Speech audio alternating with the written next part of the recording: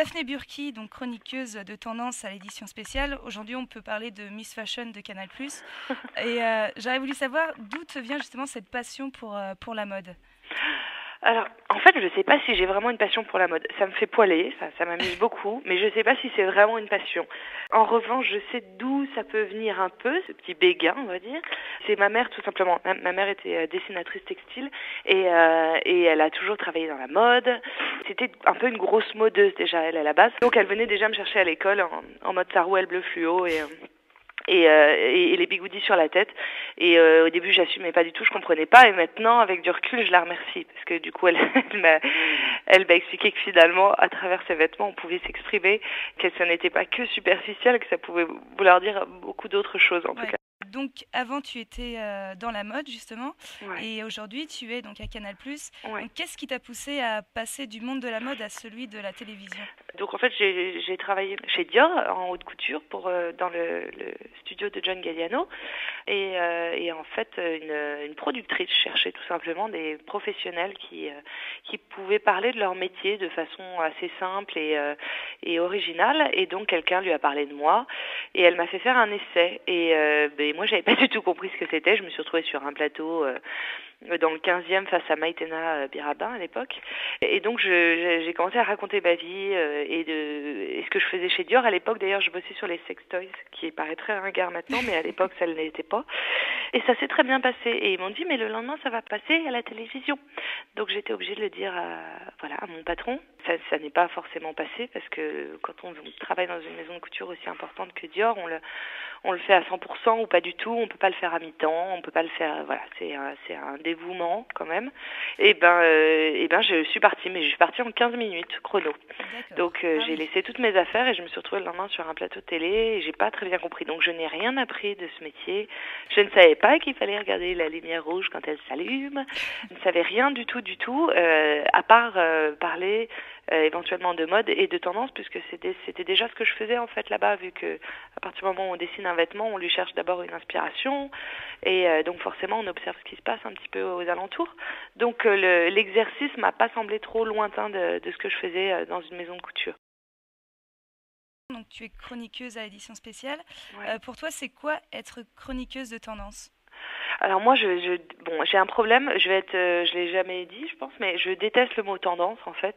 Je trouve qu'il est utilisé n'importe comment, qu'il veut plus rien dire et qu'il a un côté. Maintenant, c'est devenu cheap et limite ringard de prononcer le mot tendance, alors que si on analyse bien, tendance a priori c'est censé être tout ce qui est contemporain, moderne, tout ce qui arrive de nouveau, tout ce qui peut être avant-gardiste. Donc au contraire, moi je trouve que c'est un biais hyper intéressant et que voilà.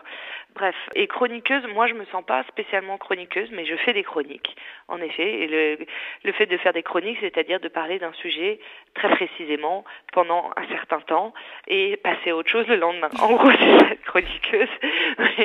Et puis c'est surtout, c'est un sacré marathon d'être chroniqueuse. C'est surtout sur une quotidienne, ça fait quelques années maintenant. Tous les jours, il faut apporter une nouveauté et tous les jours, il faut être quand même assez passionné et convaincu de la personne dont on va parler. Et pourquoi je me sens pas spécialement chroniqueuse dans l'émission, en tout cas dans l'édition spéciale, c'est parce qu'on est une sacrée bande, une bande d'amis aussi en dehors de l'antenne. Donc pour moi, je fais plus partie d'une émission, d'une ambiance où j'apporte à un moment donné quelque chose. Mais j'arrive pas en tant que chroniqueuse dans l'émission. Comment tu fais pour dénicher les dernières tendances, si je peux dire ça comme ça, Non mais n'aie pas peur. que tu présentes justement dans tes chroniques. Enfin, tu les sélectionnes en fait sur quels critères? En fait, j'ai une équipe avec moi déjà, parce que je les mets toujours à l'antenne et j'en parle le plus possible parce que j'aurais trop honte de dire que je suis toute seule. Donc j'ai 2 journalistes avec moi, dont une journaliste qui s'appelle Ségolène Grison, que je travaille avec elle depuis 5 ans, et un nouveau journaliste qui s'appelle Alex, je travaille avec lui depuis 1 an et demi maintenant.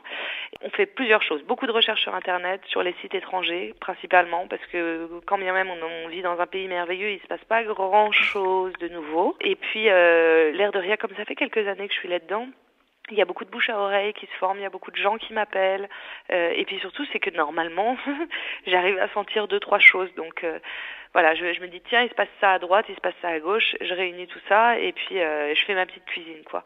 Donc comment je sélectionne j'essaye le plus possible avant tout de parler de gens dont personne n'aurait parlé, c'est mon premier critère. Après, deuxième critère, il faut qu'il y ait quand même un message, hein, tant qu'à faire, même s'il paraît absurde, il faut qu'il y ait un message. Et puis j'essaye surtout de trouver des nouveaux talents, quoi. Ça m'amuse pas de parler des grosses marques ou de gens qui sont déjà très installés. J'ai la chance d'être sur une chaîne comme Canal+, qui est très très libre dans le ton, et je n'ai pas de pression d'annonceur, donc je peux me faire plaisir et parler même de gens qui démarrent tout juste, ou voilà, qui n'ont pas encore beaucoup de clients, ou voilà, j'ai le droit, donc j'essaye au maximum de faire ça en tout cas. Et puis j'ai envie aussi, quelquefois après une émission qui peut être un peu dure dans l'actualité, d'apporter quelque chose qui peut éventuellement apporter un léger sourire, ça me, voilà, un peu de bonne humeur. Est-ce que tu penses que tes chroniques ont un impact sur les téléspectateurs quand tu parles de mode, de ce qui se fait en ce moment? Je sais pas en fait. Je sais que tous les commentaires qui peuvent être ajoutés sur le blog, sur le Burki Blog, sont en général extrêmement bienveillants et au contraire ils rajoutent des informations, donc c'est plutôt chouette. Et puis dans la rue, les gens que je rencontre, il y a vraiment un côté conseil, discuter. En effet, on parle, ah oui, et qu'est-ce que vous pourriez me donner comme conseil pour ci ou pour ça. Donc je crois qu'en effet, j'essaye de faire le relais entre les créateurs, les artistes et les téléspectateurs. Si j'arrive à faire ça, c'est merveilleux. Et donc aujourd'hui dans l'édition spéciale et demain? Eh ben, je ne sais pas, à votre avis. Non, mais en fait, j'ai changé. C'est la 3e émission que je fais sur Canal+. J'ai fait Nous ne sommes pas des anges, j'ai fait la matinale et l'édition spéciale.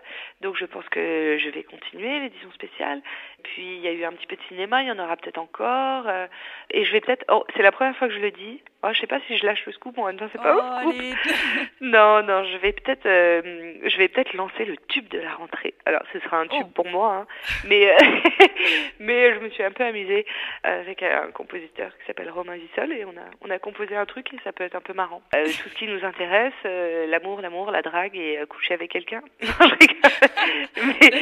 Non, ce sera un truc joyeux, quoi. Je ne sais pas. J'ai envie de faire 10 000 trucs, donc je peux pas vous dire qu'est-ce que je ferai demain puisque je pense qu'on va tous changer 15 fois de métier. Donc la télé n'est pas un but en soi, enfin pas pour moi en tout cas. Donc je ne sais pas et j'espère qu'il m'arrivera encore plein d'autres choses. Si tu voulais échanger ta place contre celle de quelqu'un d'autre, ce serait avec qui? Ah non, jamais. Jamais? Non, je suis assez heureuse, hein, ça va. Tout se passe bien, ça va. Oui, non, jamais. Non, je suis pas très envieuse. Non, je suis contente. Je suis contente de ce que je fais.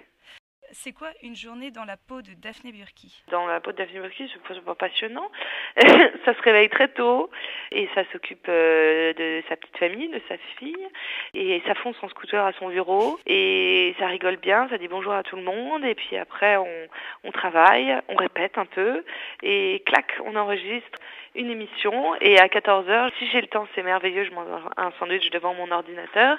Et si j'ai pas le temps, ce qui arrive très très souvent, et ben je fonce en tournage l'après-midi directement pour délivrer un sujet le lendemain.